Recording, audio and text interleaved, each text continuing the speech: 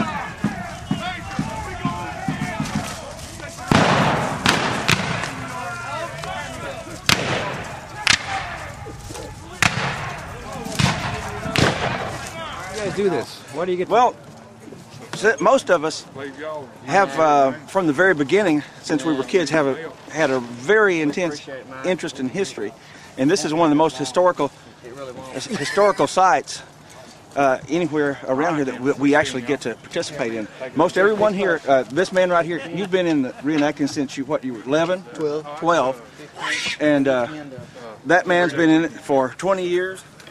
25. I've been in it for 20. Leonard's been in it for at least 20. Almost everyone here's been in it for a long time. And not only is it really a good time to come out and be involved in teaching history, we don't have the revisionist history. We try to do it as close as actually possible to what actually happened. But other than that, we get to come out here with like-minded people. We're out here camping without electricity and no radios, and so it's quite an experience to be with your friends. I was just telling some of my friends here, this is I probably have more friends from reenacting than I've had from anywhere else in my associations in life.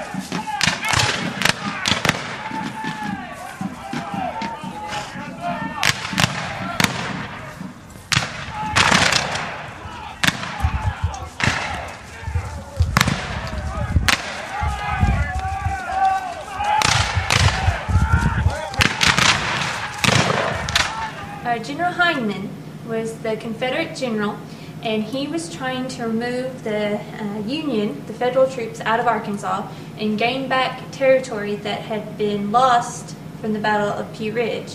And he had been sent to Arkansas to raise the Trans-Mississippian Department of the Confederacy, and he was sent here to develop an army and to have army here to keep the Union from coming into Arkansas.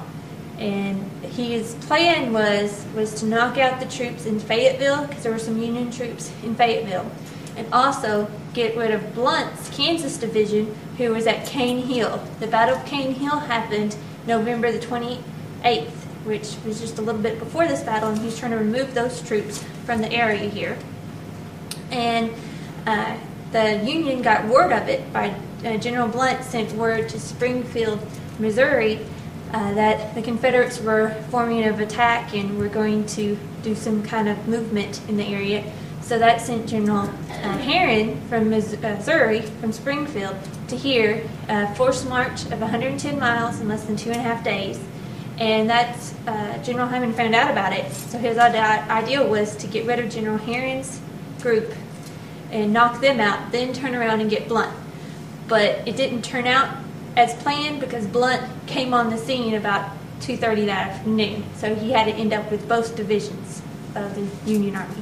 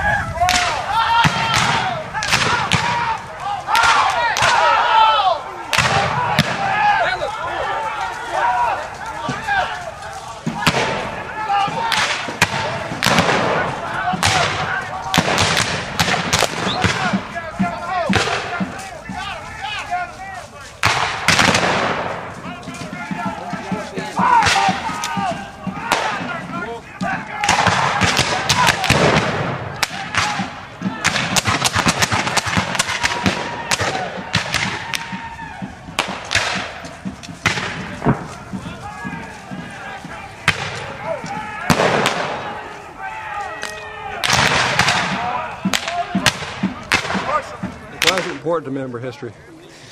Like a famous man once said that if you don't know history, you're doomed to repeat it. And if you'll notice, history just keeps happening again and again with different players, but it's still the same scenarios.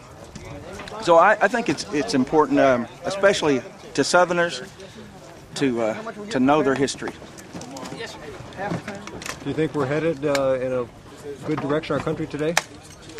No, not personally. I don't.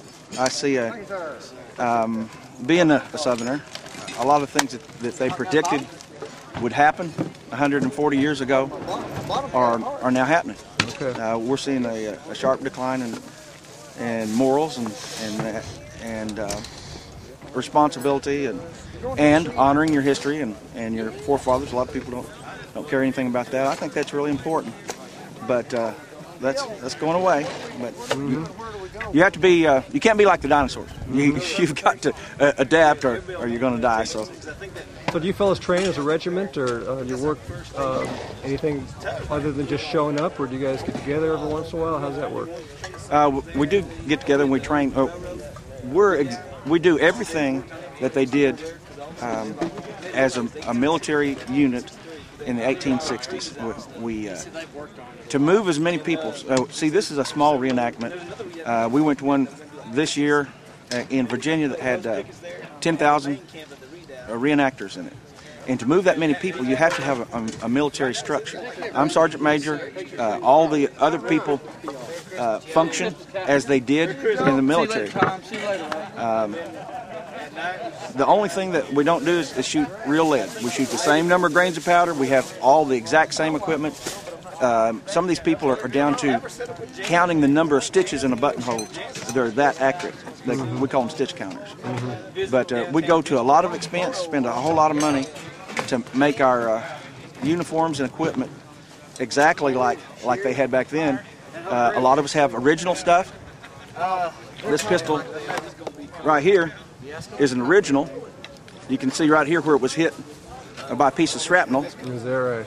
This one is a 44 Remington that the cavalry probably carried, or an officer, or an NCO such as myself. But if you look around the camp, there's a lot of rifles that are originals, that aren't reproductions. So basically, it's just a whole lot of fun.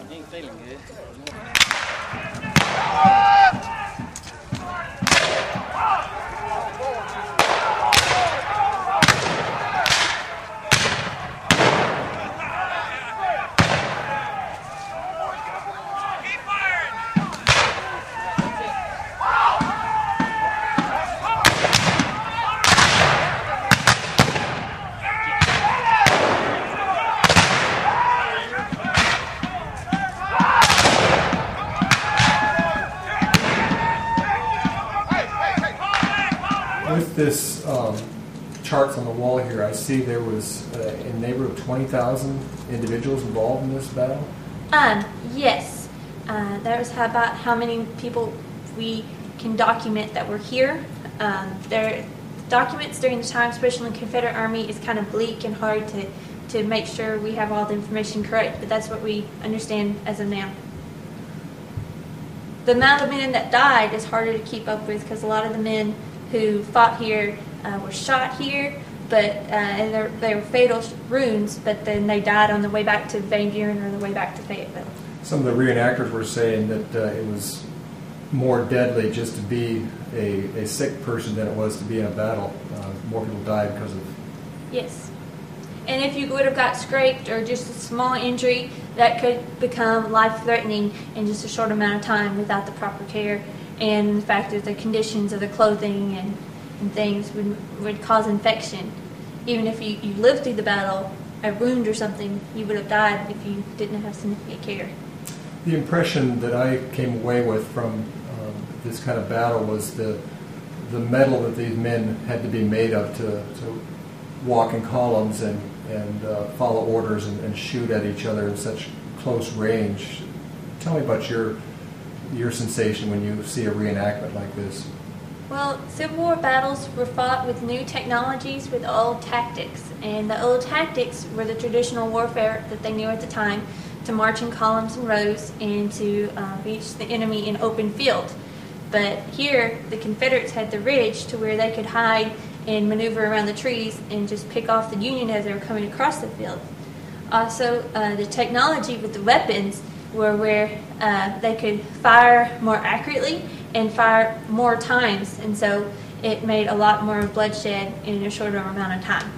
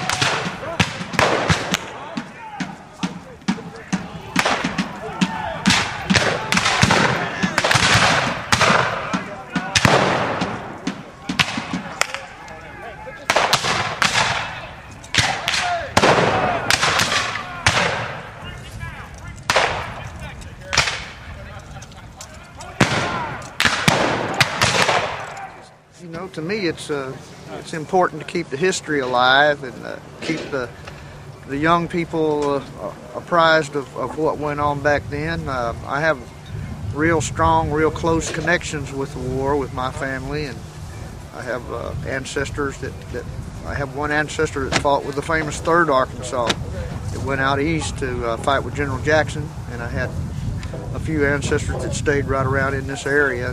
Some of them were wounded right here at Prairie Grove, some of them over at Helena. They were in the aftermath of the Red River campaign that spilled over in South Arkansas around Poison Springs, Jenkins Ferry, and we won all those, by the way. Yep. Okay. We ran them back to Little Rock, and they never came back. That's right. Okay.